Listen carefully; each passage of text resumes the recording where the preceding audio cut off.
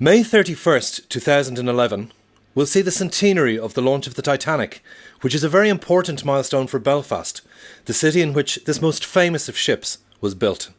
It's a story that's about tragedy, it's about a human story, it's about romance, it's about popular culture. And up until now, there's been one part of that story that's been missing, and that's been Belfast's part of the story, the city that built and dreamt the ship. It took 3 years to build Titanic, and many local people were employed in the construction. There were 67 different trades built the Titanic. They built it from scratch. They laid a keel plate down, and from that it rose up.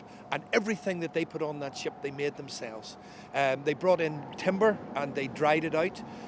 They made, from a log, it could finish up as a cabinet, which I always thought was a remarkable thing. And my dad was very proud of the fact that they were so skilled in all areas. Some of the ship's engineers went on to crew with the Titanic for her maiden voyage. My great-grandfather, Thomas Miller, was on Titanic. He worked here in the shipyard, helped to build the engines for the ship, and then decided in 1912 that he was going to go to sea. So he was a deck engineer on board Titanic, hoping to make a new life for himself based in New York. Well, he pulled out of Belfast on the 2nd of April as the ship went to Southampton, and he brought his 2 young boys, my grandfather who was 5 and his older brother aged 11. He brought them down to the quayside to say his goodbyes. And just before he left, he gave each boy 2 new pennies and said, "Don't spend those until I see you again." And of course, because he didn't make it back from Titanic, my grandfather remembered those words and he kept the 2 pennies all of his life. We still have them today.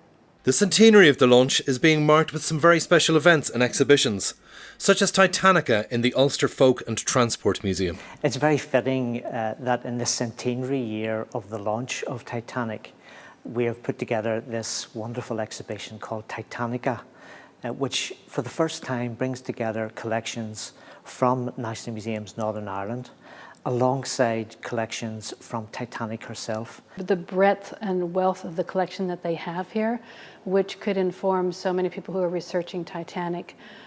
They have concept drawings, they have items that we will never recover, such as the deck benches from other Olympic-sized ships, and it allows us a chance to compare what we have recovered from the shipwreck with the items that are similar and perhaps have their decoration or are still defined by their use, and so it will inform what we have as well. Sitting at the heart of that experience will be the new Titanic Belfast attraction that will bring that Titanic story home. It'll tell visitors about the building of Titanic, but also about the wider industrial and maritime heritage that made the city the industrial powerhouse it was in the 20th century. For the people of Belfast, the Titanic is a proud part of their history. Well, it's one of the largest ships that was ever built, I suppose, in the British Isles, and a sister ship, the Olympia. So yeah, definitely is something for Belfast. I know it's sank, but it's still something we should be proud of. Yeah, I think it's an important piece of history, and that Belfast is a lovely place to visit. We're all very friendly here. I think they should come here to see the technology that we had in those days to build a ship so marvellous and brilliant. And the amount of people that are employed as well. But they should just also come here because it's a great place to be. I'm Tim Husbands, I'm Chief Executive of Titanic Belfast, and this is our £100 million tourism project that we would invite you all to come and see and welcome and enjoy the experience.